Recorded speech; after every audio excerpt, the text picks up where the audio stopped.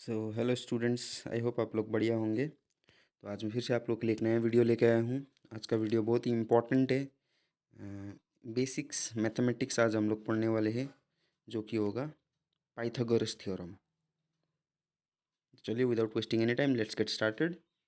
तो आज मैं आपको बताऊंगा कि पाइथागोरस थ्योरम होता क्या है। फर्स्ट ऑफ ऑल आप इस साइड को इग्नोर कीजिए। आप यहाँ पर देखिए, ये मान लीजिए आपका एक राइट एंगल ट्राइंगल है और इसका आपको दो साइड पता है। पहले मैं आपको बता देता हूँ कि राइट एंगल ट्राइंगल क्या होता है। तो राइट एंगल ट्राइंगल का मतलब होता है जहाँ पर एक 90 डिग्री एंगल बना होता है, उसी को हम बोलते हैं राइट एंगल ट्राइंगल। क्लियर।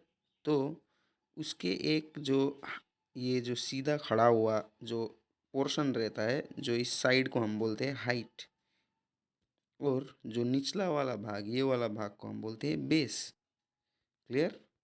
और जो स्लैंटेड ये जो लाइन है थर्ड थर्ड साइड, तो उसको हम बोलते हैं हाइपोटेन्यूस। क्लियर है इतना तक।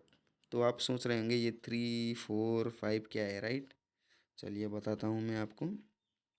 तो ये 3 जो है ये आपका मेजर है, लेंथ है इस बेस का, जो आप कोई भी यूनिट ले सकते हैं। फॉर एन एग्जांपल 3 सेंटीमीटर है, आप मान लीजिए। और हाइट दिया है 4 सेंटीमीटर। फॉर एन एग्जांपल आपको अगर हाइपोटेनस पता नहीं है, ये साइड आपको पता नहीं है और ये दो साइड आपको पता है, तो ये साइड कैसे ढूंढेंगे आप। वही है पाइथागोरस थ्योरम। पाइथागोरस थ्योरम अगर हम अप्लाई कर ले तो आपको डायरेक्टली आंसर मिल जाएगा। तो आपको हाइट पता है, बेस पता है, तो इस हाइट को हम बोलते हैं परपेंडिकुलर भी बोलते हैं। ओके। तो अगर आपको परपेंडिकुलर पता है और बेस पता है लेकिन आपको हाइपोटेनियस नहीं पता है, तो उस केस में आप कैसे हाइपोटेनियस ढूंढेंगे, तो उसी को हम बोलेंगे पाइथागोरस थ्योरम। यहाँ पर आप देख सकते हैं,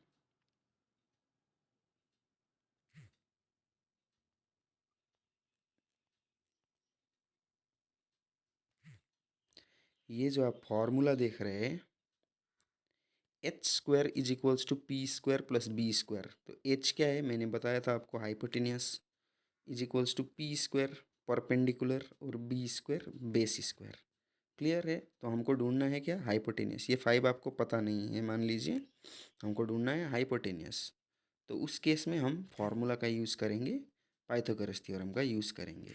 पाइथागोरस थ्योरम का फॉर्मूला क्या है, H square is equal to P square plus B square. तो हमको एच स्क्वायर ढूंढना है, तो पी स्क्वायर क्या होगा, परपेंडिकुलर स्क्वायर 4 स्क्वायर, और base square B square 3 square.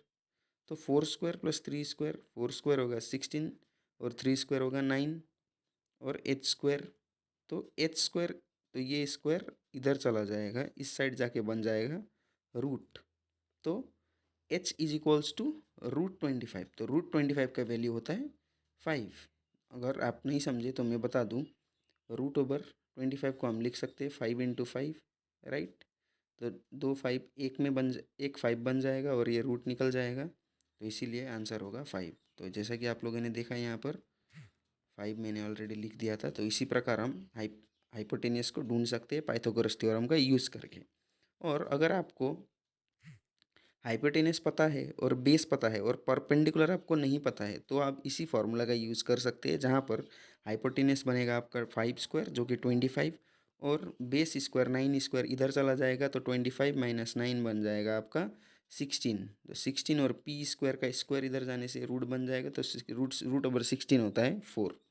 देखिए सिंपल है। आई होप आप लोग को समझ में आ गया होगा। चलिए मिलते हैं नेक्स्ट वीडियो में, तब तक के लिए टेक केयर।